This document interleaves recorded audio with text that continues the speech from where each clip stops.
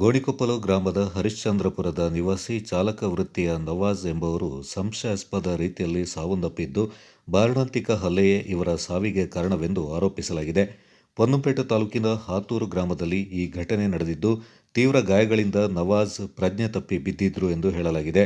ಆಸ್ಪತ್ರೆಯಲ್ಲಿ ಮೃತಪಟ್ಟ ಇವರ ದೇಹವನ್ನು ಪರಿಶೀಲಿಸಿದ ಸಂದರ್ಭ ಬೆನ್ನು ಮತ್ತು ಇತರ ಭಾಗಗಳಲ್ಲಿ ದೊಣ್ಣೆ ಮತ್ತಿತರ ವಸ್ತುಗಳಿಂದ ತೀವ್ರ ಹಲ್ಲೆ ನಡೆಸಿರುವ ಗುರುತುಗಳು ಕಂಡುಬಂದಿವೆ.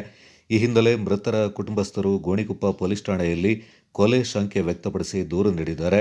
ಪೊಲೀಸರು ತನಿಖೆ ಆರಂಭಿಸಿದ್ದಾರೆ. ಮೃತದೇಹದ ಮರಣೋತ್ತರ ಪರೀಕ್ಷೆ ಮಡಿಕೇರಿಯ ಜಿಲ್ಲಾಸ್ಪತ್ರೆಯಲ್ಲಿ ನಡೆಯಿತು. ಇದು ಅಯ್ಯಪ್ಪವ್ರಿಗೆ ಮುಗೀತಾ ಬುಕ್ಕು? ಊಟ ಆಯ್ತು ಅವರಿಗೆ. ನನ್ನ ಅಣ್ಣನ ಮೇಲೆ ನಿನ್ನೆ ನೈಟು ಒಂದು ಹತ್ಯೆ ಆಗಿದೆ ಅಂತ ಹೇಳಿದ್ರೆ, ಅವರು ಕೆಲಸ ಮುಗಿಸಿ ಬಂದು ಮನೇಲಿ ಬಂದಾಗ ಅವ್ರನ್ನ ಒಬ್ಬರು ಬಂದುಬಿಟ್ಟು ಅವ್ರನ್ನ ಕರ್ಕೊಂಡು ಹೋದರು. ಅದಾದ ಮೇಲೆ ಒಂದು ಕರೆಕ್ಟ್ ಒಂದು 12:30ವರೆಗೆ ನಾವು ಆ ಕಡೆ ಅವ್ರ ಮನೆಗೆ ಬಂದೇ ಇಲ್ಲ. ನೋಡುವಾಗ ನಮಗೆ ಮನೆಗೆ ಮತ್ತೆ ಪುನಃ ಸ್ವಲ್ಪ ಹೊತ್ತು ಆದ ಮೇಲೆ ಒಂದು 2 ಗಂಟೆ ಆಗುವಾಗ ನಮ್ಮ ಮನೆಗೆ ಇಬ್ಬರು ಬಂದುಬಿಟ್ಟು ಈ ಥರ ಆ್ಯಕ್ಸಿಡೆಂಟ್ ಆಗಿದೆ ಅಂತ ಹೇಳಿದ್ರು. ನಾನು ಹೋಗಿ ಹಾಸ್ಪಿಟಲ್ ಹೋಗಿ ನೋಡುವಾಗ ಯಾರೋ ಕಿಡಿಗೇಡಿಗಳು ಅವ್ರನ್ನ ಗುಂಪಾಗಿ ಇದು ಮಾಡಿ ಹೊಡೆದು ಇದು ಮಾಡಿದರು. ಅದೇ ಫೋನ್ ಆ್ಯಕ್ಚುಲಿ ಫೋನ್ ಬಂದಿದ್ದು ನಮಗೆ ಅಲ್ಲ, ಆಟೋ ಡ್ರೈವರ್ ಕರ್ಕೊಬಂದುಬಿಟ್ಟು ಇದು ಹಾಸ್ಪಿಟಲಲ್ಲಿ ಹಾಕಿದರು. ಆದರೆ ಅದು ಅವ್ರದ್ದು ಫೋಟೋಸ್ ಇದೆಲ್ಲ ಅಲ್ಲಿ ನೋಡಿದಾಗ ಅಂತ ಹೇಳಿದ್ರೆ, ಅದು ಎಲ್ಲರೂ ಸೇರಿ ಒಂದು 6-7 ಜನ ಗುಂಪು ಕೂಡಿ ಹೊಡೆದಂಥ ದೃಶ್ಯ ಆ ಥರ ಉಂಟು. ಅದು ಅಂತೇಳಿದ್ರೆ ಇದು ಇವತ್ತು ನಮ್ಮ ಅಣ್ಣನಿಗೆ ಬಂದು ಒಂದು ಸಣ್ಣ ಹೆಣ್ಣು ಮಗು ಉಂಟು ಅಂತೇಳಿದ್ರೆ 9 ವರ್ಷ. ಆ ಮಗುಗೆ ಇವಾಗ ಅಪ್ಪ ಅಂತ ಕರೀಲಿಕ್ಕೆ ಯಾರು ಇಲ್ಲ. ಈ ಥರ ಒಂದು ಸಮಸ್ಯೆ ಆಗಿದೆ ಅಂತೇಳಿದ್ರೆ, ಇದು ಭಾರಿ ಒಂದು ದೊಡ್ಡ ದುಃಖದ ವಿಷಯ ಆಗಿದೆ ಅಂತೇಳಿದ್ರೆ. ಒಂದು ಜಾಗ ಬಿಟ್ಟಿಲ್ಲ ಅಂತೇಳಿದ್ರೆ, ಅದು ಕೋಲಲ್ಲಿ ಹೊಡೆದಿರೋ, ರಾಡಲ್ಲಿ ಹೊಡೆದಿರೋದು ಅಂತ ಗೊತ್ತಿಲ್ಲ. ಹಾಗೆ ಮೈ ತುಂಬ ಫುಲ್ಲು ಬರೆ ಬಂದುಬಿಟ್ಟಿದೆ. ಬೆನ್ನು ಹಿಂದುಗಡೆ ಎಲ್ಲ ಒಂದು ಜಾಗ ಬಿಟ್ಟಿಲ್ಲ. ಹಂಗೆ ಕಾಲಿಗೂ ಕೈಗೂ ಮಂಡಿಗೆ ಎಲ್ಲ ಹೊಡೆದಿದ್ದಾರೆ ಅಂತೇಳಿದ್ರೆ. ಯಾಕಾಗಿ ಈ ಥರ ಮಾಡಿದ್ದಾರೆ ಅಂತ ಗೊತ್ತಿಲ್ಲ. ಆದರೆ ಅವರಿಗೂ ಇದೇ ಥರ ಮಕ್ಕಳು ಮರಿಯಲ್ಲಿ ಇರುತ್ತಲ್ಲ, ಆಲೋಚನೆ ಮಾಡಬೇಕು. ಯಾರ ಮೇಲೂ ಈ ಥರ ಮಾಡುವಾಗ ದಯವಿಟ್ಟು ನಾನು ಅಣ್ಣನ ಮಗುವಿಗೆ ಏನು ತಲೆ ಉತ್ತರ ಕೊಡಲಿ. ನಮ್ಮ ಹತ್ರ ಬಂದು ಅವರು ಗೋಣಿಯಪ್ಪದಲ್ಲೇ, ನಾನು ಗೋಣಿಯಪ್ಪಲ್ಲೇ ಇರೋದು. ಆದರೆ ಅವರು ದುರ್ಗಾಪೂಜೆ ಲಾರಿಯಲ್ಲಿ ಡ್ರೈವರ್ ಆಗಿ ಕೆಲಸ ಮಾಡ್ತಾಯಿದ್ರು. ಅವರು 5.5 ವರ್ಷ ಆಯಿತು ಅವರು ಅಲ್ಲಿ ಕೆಲಸ ಮಾಡ್ತಾಯಿದ್ದು. ಹಾಗೆ ಅವ್ರಿಗೆ ನೈಟ್ ಕಾರ್ ತಗೊಂಡು ಹೋದರು. ಅವರು ಯಾರು ಕರೆದಿದ್ದಾರೆ ಅಂತ ಹೇಳ್ಬಿಟ್ಟು ಮತ್ತೆ ನೋಡುವಾಗ ತಿರುಗಿ ಬಂದೇ ಇಲ್ಲ ಅವರು. ಹಾಗೆ ಈ ಥರ ಒಂದು ಗುಂಪು ಹತ್ಯೆ ಮಾಡಿದ್ದಾರೆ. ದಯವಿಟ್ಟು ಇದಕ್ಕೆ ಒಂದು ನ್ಯಾಯ ಸಿಗಲೇಬೇಕು. ಯಾಕಂತೇಳಿದ್ರೆ ಇದನ್ನು ನಮ್ಮದಲ್ಲ, ಇವತ್ತು ನಮಗೆ ಈ ಥರ ಆಗಿದೆ. ಈ ಅನುಭವ ಯಾರಿಗೂ ಆಗಬಾರ್ದು ಈ ಥರದ್ದೊಂದು ವಿಷಯ. ಡೌಟ್ ಅಂತ ಹೇಳಿದ್ರೆ, ಅವರು ಒಬ್ಬರು ಪೂರ್ಣಚಂದ್ರ ಅಂತ ನೋಡಿ ಯಾರು ಅವ್ರನ್ನ ಕರೆದಿದ್ದು ಅಂತ ಒಂದು ಇದಿದೆ. ಅವ್ರ ಮೇಲೇ ಡೌಟ್ ಇರೋದು. ಹಾಗೆ ಅಂತ ಹೇಳಿದ್ರೆ ಅಷ್ಟೇ. ನಿಮಗೆ ಗೊತ್ತಾಗಿದೆ?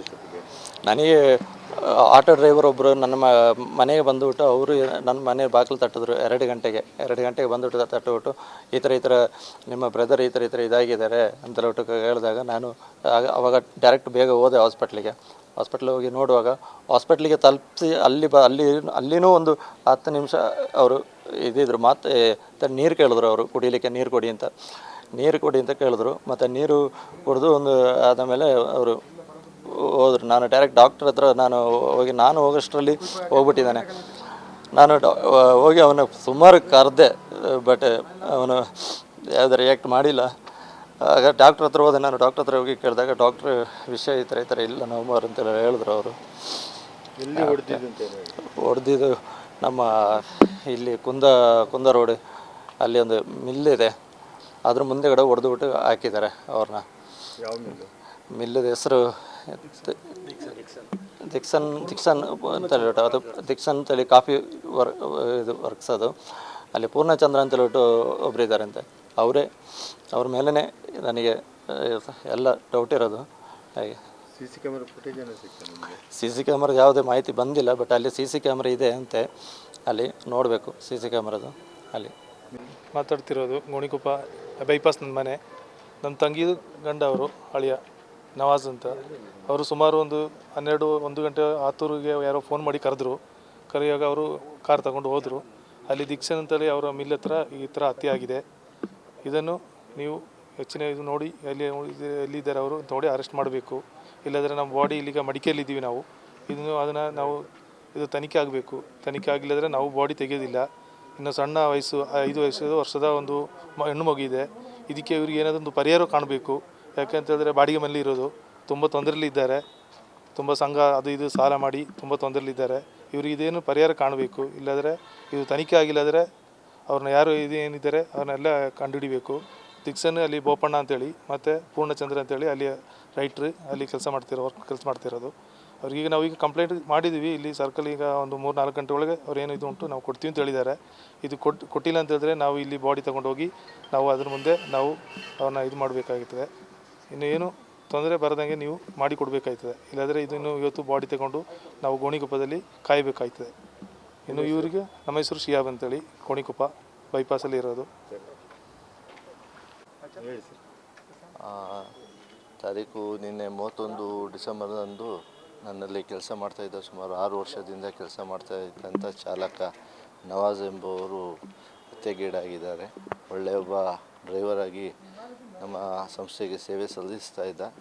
ದುರ್ಘಟನೆ ಅಂತ ಏನು ಹೇಳಿದ್ರೆ, ನಿನ್ನೆ ರಾತ್ರಿ 2 ಗಂಟೆಗೆ ಮಾರಣಾಂತಿಕ ಹಲ್ಲೆ ಮಾಡಿ ಅವನು ಕೊಲೆಗೀಡಾಗಿದ್ದೆ. ಆದರೆ ನನಗೆ ಮಾಹಿತಿ ದೂರವಾಣಿ ಮೂಲಕ ಇವತ್ತು ಮುಂಜಾನೆ 7 ಗಂಟೆಗೆ ನನಗೆ ಮಾಹಿತಿ ಗೊತ್ತಾಗುತ್ತೆ. ತಕ್ಷಣವೇ ಬಂದು ನೋಡಿದಾಗ ಮಾರ್ಚರಲ್ಲಿ ಬಾಡಿ ಇರುತ್ತೆ. ಇನ್ನಷ್ಟೇ ಪೊಲೀಸ್ ತನಿಖೆಯಲ್ಲಿ ಇದು ಸತ್ಯಾಂಶ ಏನಿದೆ ಅಂತ ಬಯಲಾಗಬೇಕು. ಅದಕ್ಕೆ ಸಹಕಾರಿಯಾಗಿ ನಮ್ಮ ಗೋಣಿಕೊಪ್ಪನ ಸರ್ಕಲ್ ಇನ್ಸ್ಪೆಕ್ಟ್ರ್ ಹಾಗೂ ಸಬ್ ಇನ್ಸ್ಪೆಕ್ಟ್ರ್ ಅವರ ಮಾರ್ಗದರ್ಶನದಲ್ಲಿ ಇವತ್ತು ಇನ್ವೆಸ್ಟಿಗೇಷನ್ ಆಗಿ ಈಗ ಪೋಸ್ಟ್ಮಾರ್ಟಮ್ ನಡೀತಾ ಇದೆ. ತದನಂತರ ಅವರ ಏನು ಕಾನೂನಾತ್ಮಕ ತನಿಖೆ ಆದಮೇಲೆ ಸತ್ಯ ಹೊರಬರಲಿ.